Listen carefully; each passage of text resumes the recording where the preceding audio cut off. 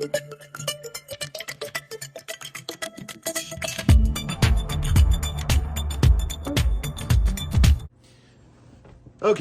welcome back. I had to fight the printer all morning to get to this.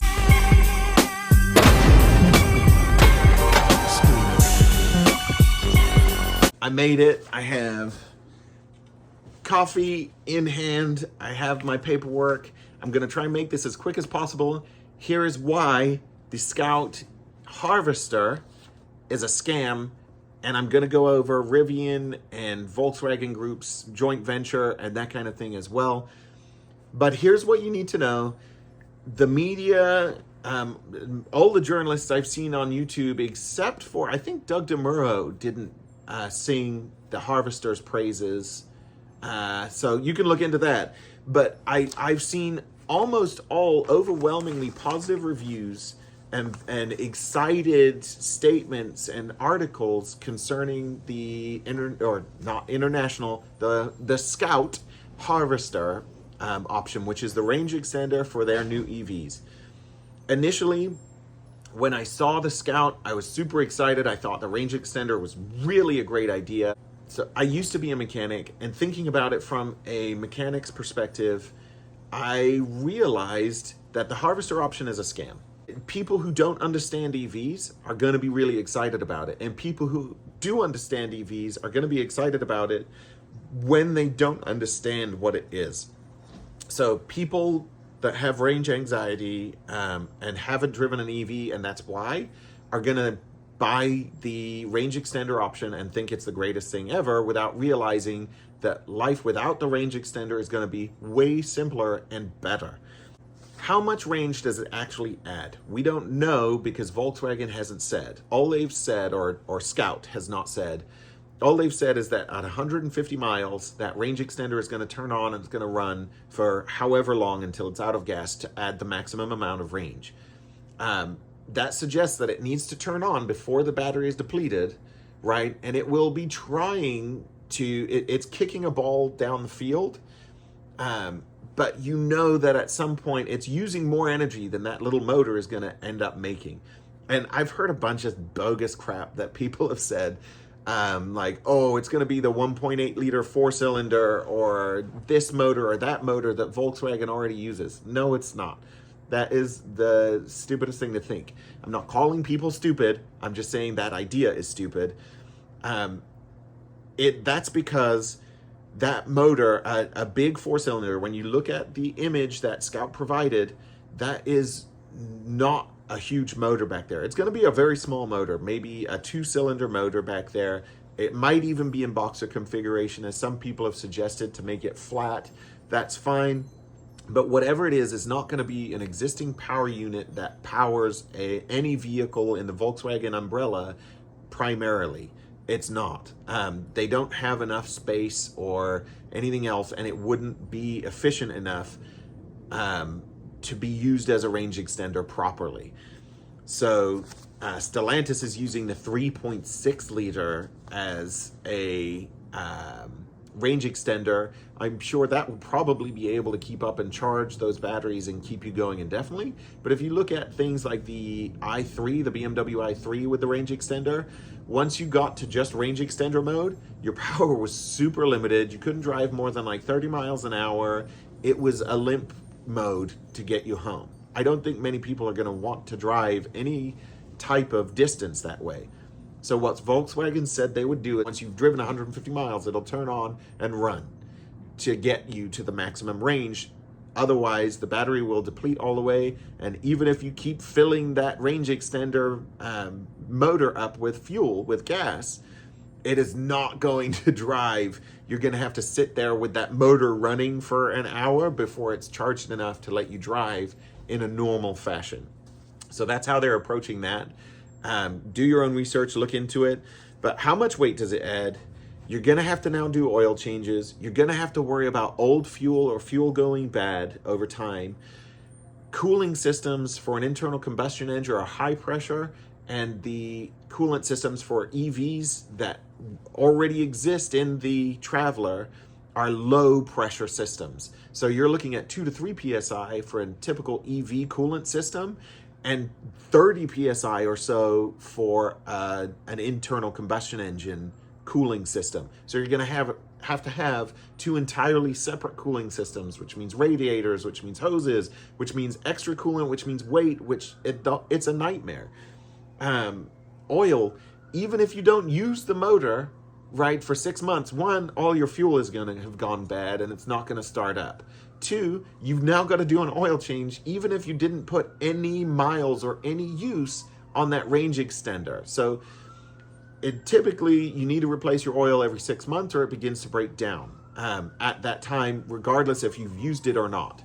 As soon as it's gone inside the motor and is exposed to all the internals of that motor, there are things that are attacking the additives and will break it down. Yes, you can get oil that lasts like a year or whatever if you're going to pay the extra, which I always did for Mobil 1 full synthetic.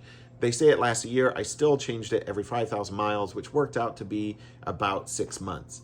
The same is going to be true of this motor. It's not going to magically extend oil life either. So every 6 months to a year maximum, you're going to have to change the oil.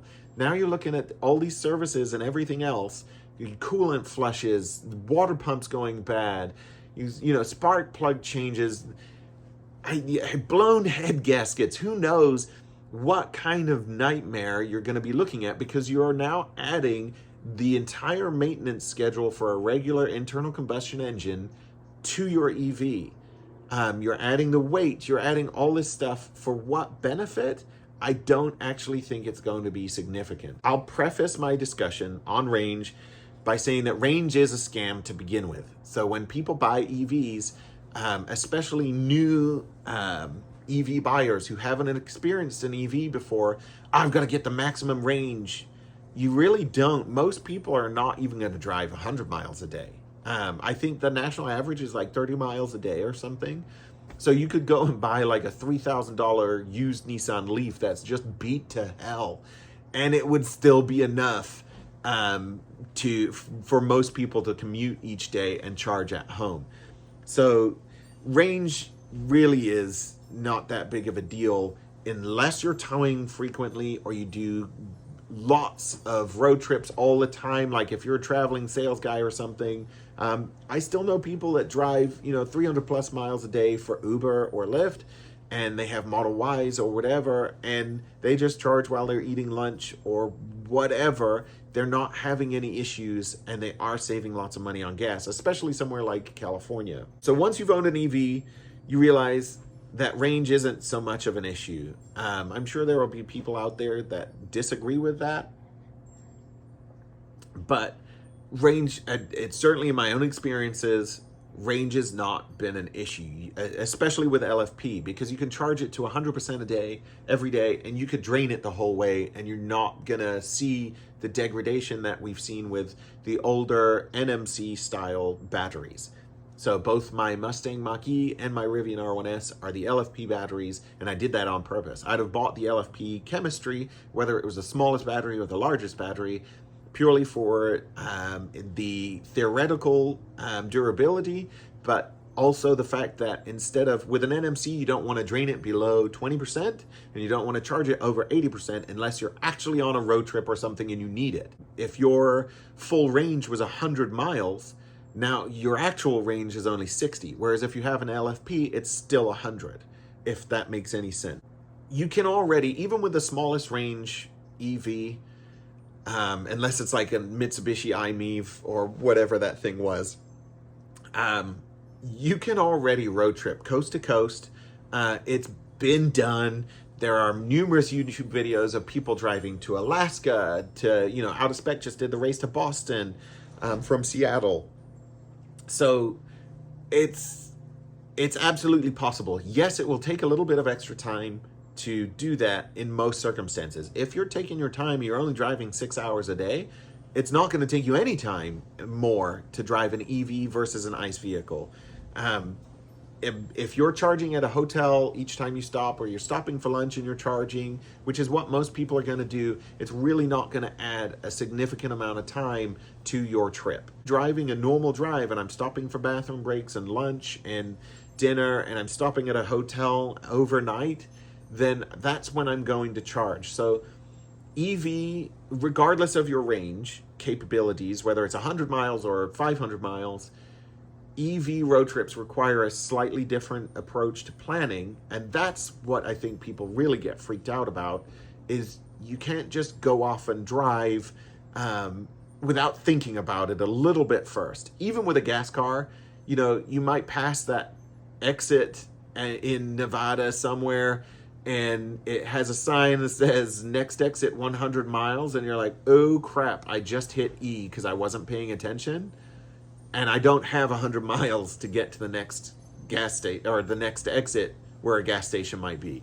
So, doing a cross-country road trip in the US, that's already something you have to think about. But in EVs, you just have to think about it slightly differently. You have to make sure there's going to be a charger where you stop. Okay, so the range discussion aside, and range anxiety and road trip planning, the current Rivian max range is 420 miles. The current Lucid Gravity is 440 miles. And I believe that's really just an aerodynamic difference between the R1S and the Gravity. But that's right now in a 2025 model R1S, you get 420 miles.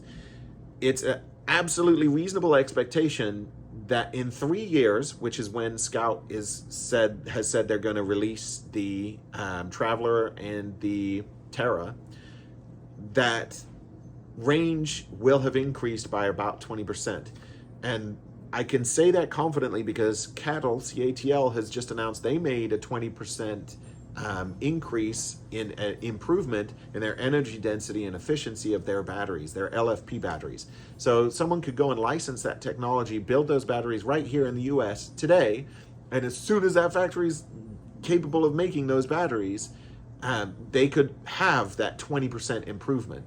So I absolutely believe other companies in the US and other companies around the world that supply batteries are going to make that same 20% improvement over the next 3 years. And that's just in batteries. That's not considering aerodynamic tweaks manufacturers might find to make their cars 1% to 2% more efficient, or a different tire tread that's going to make their car 1% or 2% more efficient, or a different aero wheel package that's 1% or 2% more efficient. And all of these things added up over the next 3 years is going to leave that 500-mile range extended range for the Traveler that Scout is claiming in the dust. So other EVs, a normal EV without the range extender, is going to be 500-mile capable or more by 2027.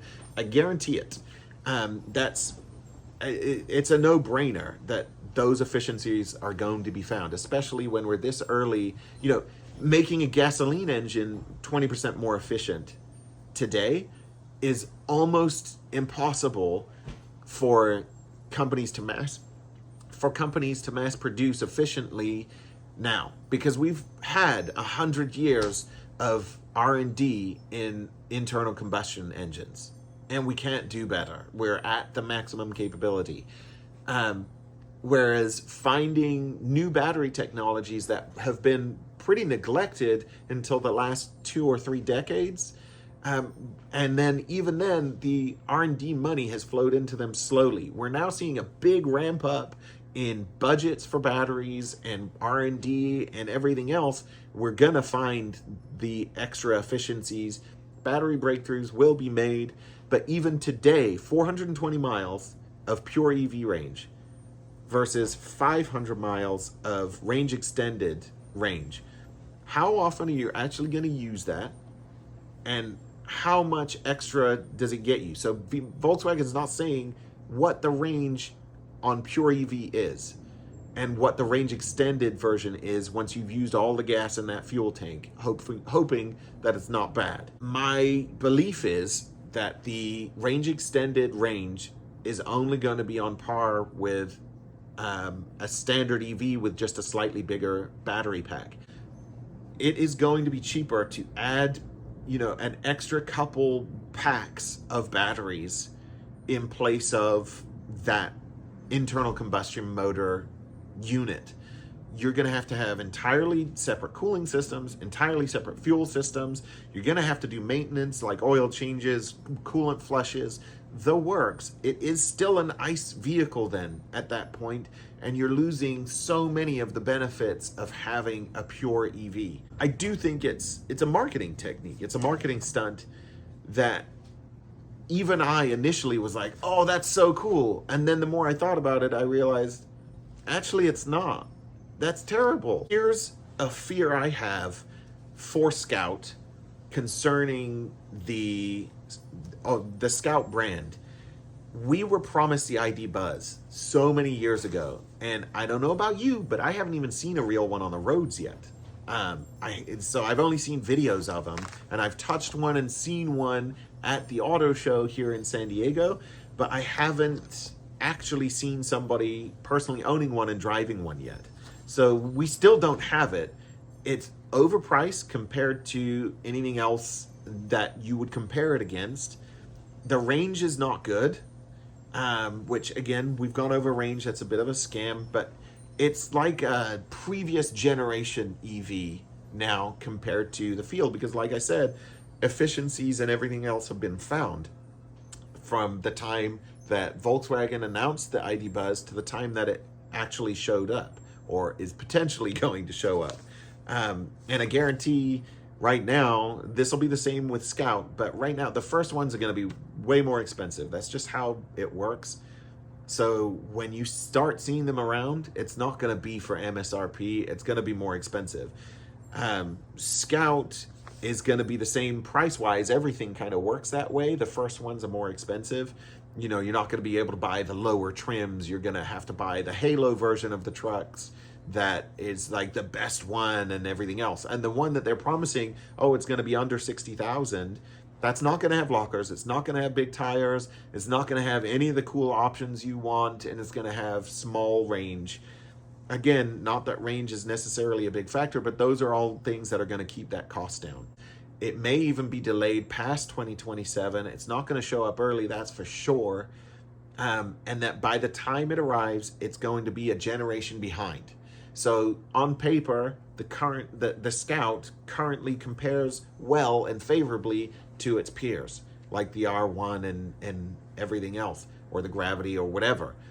But will it show up on time, as in 2027? That's a concern. And will it show up for the price that Scout has said? That's a concern. For people who aren't Rivian savvy and are looking at Scouts and not realizing the Scout, the Terra, and the Traveler are both R1s. I've heard some people say, oh, they're not R1s. The Traveler is the R2 because it's not a 3-row. The SUV Traveler. No, they're all R1s. Just look at the pictures, you know, the silhouettes of each vehicle. You can compare detail for detail. It's an R1. They're both R1s. So those are Rivians underneath without the trick suspension and without who knows what else. But it's not going to be as nice to daily drive as an R1 is to daily drive. It may be as good or better off-road, depending, you know, you're not going to get a quad motor Traveler or Terra. So, but if you were looking at a dual motor R1 and the Terra is going to be a dual motor, maybe the Terra will be slightly better off-road because it's got locking differentials. But again, by the time it comes out, I suspect Rivian will have locking differentials as well. If not, I suspect the software is going to be good enough that it keeps up off-road while being the vastly better vehicle to drive on-road and having the suspension that lowers on the freeway to get more efficiency, etc. Especially if you're dragging around that boat motor in the back of your Terra or Traveler to your range extender, it's actually harming your EV range, right? Because it's extra weight that's not providing any assistance. And it's harming your efficiency because now you have to burn gas to go further with your EV. The proof of them being, the Scouts being R1s, is in the investor call with Rivian. RJ Scaringe this week, said that it is both a software and hardware venture, joint venture. that they're also sharing their mid-size platform, which is the R2 platform. But it is a hardware and software venture. This is a tactic that all manufacturers have done since the beginning of time. You take something small and easy and cheap to replace, and the lights and grill, you slap a different badge on it and people think it's a different vehicle that don't know any better. Generally, people find out over time, and I think we'll find out more as the Scout gets closer to release. But Volkswagen's already done this with Ford in Europe, make the ID4 and put a Ford Explorer badge on it. So this is super common. It's not exclusive to EVs at all. It's been done a million different times. A Chevy, is a GMC, is a Cadillac. They just make small changes along the way. Every manufacturer does it. Subaru, Toyota, Toyota even has a BMW engine. All manufacturers do it, and look at Stellantis as like a ton of manufacturers all under one umbrella now that share components and hardware and all the rest of it. I think Rivian has placed themselves really, really well, and they said as much on their call, their investor call, to be a provider and share their platform because they have that skateboard architecture. Although Scout is obviously taking more than the underneath. That's the whole chassis they've taken from the R1.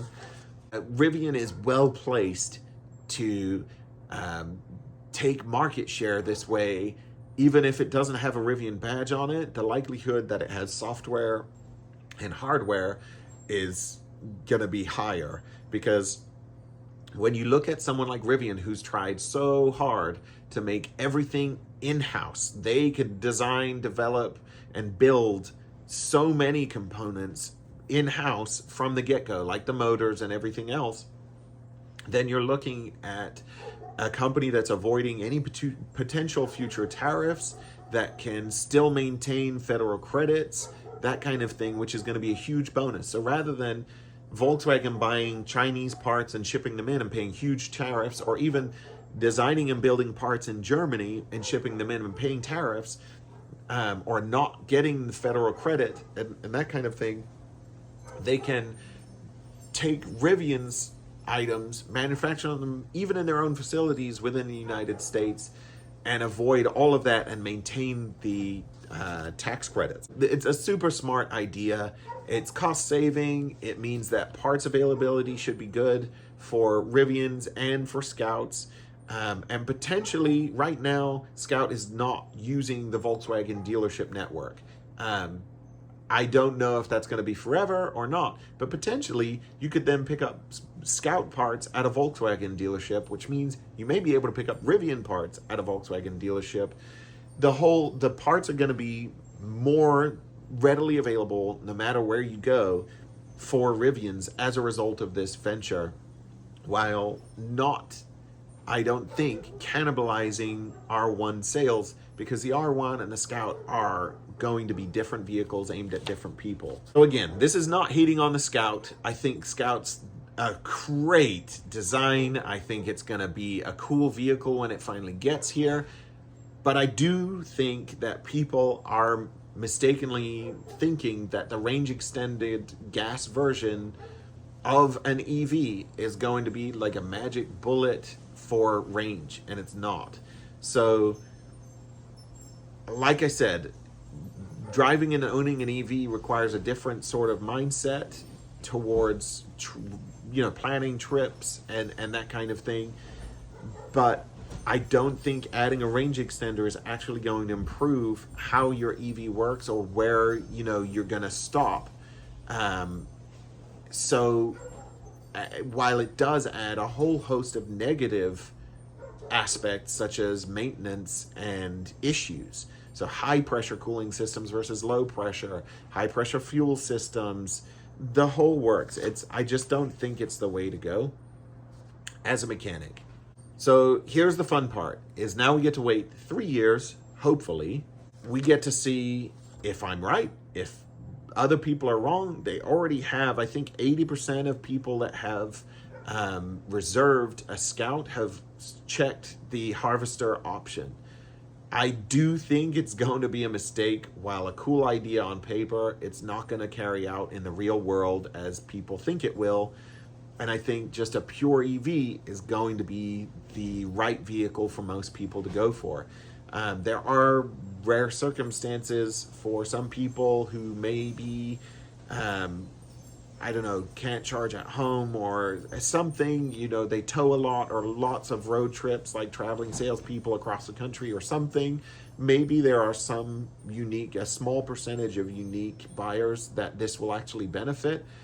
But I generally think for 99% of people, it's not the way to go, and it will end up costing more and be a less satisfactory ownership experience than just buying a pure EV.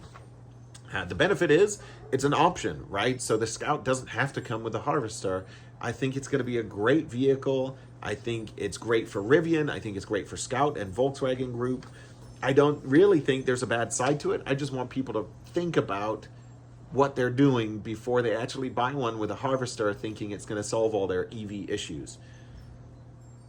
I'm definitely not hating on Volkswagen. As a kid, I wrote to VW and I sent them a picture I'd drawn of a car that I, was like, oh, this would be a cool car design.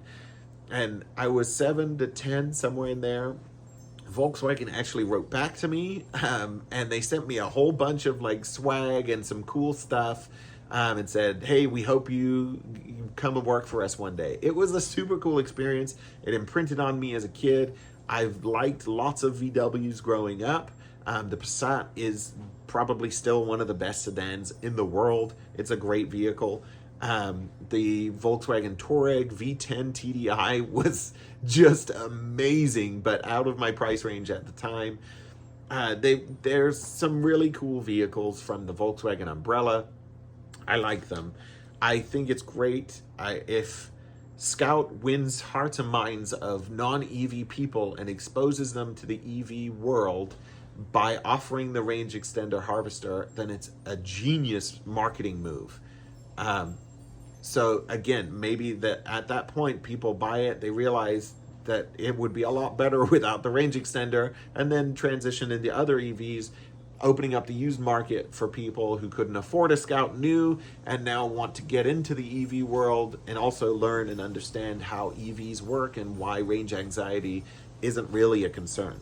Given the investment size from Volkswagen Group and the length of the loan term that they've provided from their joint venture to Rivian, it's a loan option. Rivian hasn't actually taken that option yet, but it's an option they could choose to pursue if they wanted to. The loan option offers a 10-year payment plan for Rivian. That suggests that a group like Volkswagen, a major auto manufacturer, has taken the view that Rivian is here for the long term, at least the next 10 years, and has so much to offer that they need to pay billions of their hard-earned money to take advantage of what Rivian has, because it's so much better than what they have or anything else that they can get access to in a similar deal with any other manufacturer. So Rivian's here to stay. I think this is a great sign for them. This is their first step up into sort of major manufacturer worlds, the real competition. This is where I think they really are going to take off. So to summarize, range extenders are a scam. EV range is a scam, and you can road trip your EV anywhere you want. Volkswagen's cool, Rivian's cool, Scout's cool. This may be a genius marketing move. It could be great for everybody involved, but I do believe the Harvester isn't going to be the best option for 99% of people, and I don't think that it's actually going to offer any additional range over what EVs will be offering in 2027. Shoot, I almost forgot. Of course, if you are buying a Rivian, you don't have to use my referral code, but make sure you use somebody's. They've got some amazing lease offers right now, November 15th, 2024. Go ahead and go look at them. Go drive one, like I've said, but make sure you use someone's referral bonus or you're missing out on $750 to the gear store and 6 months free charging on the Rivian network. So my code is Adam142193. Have a great one.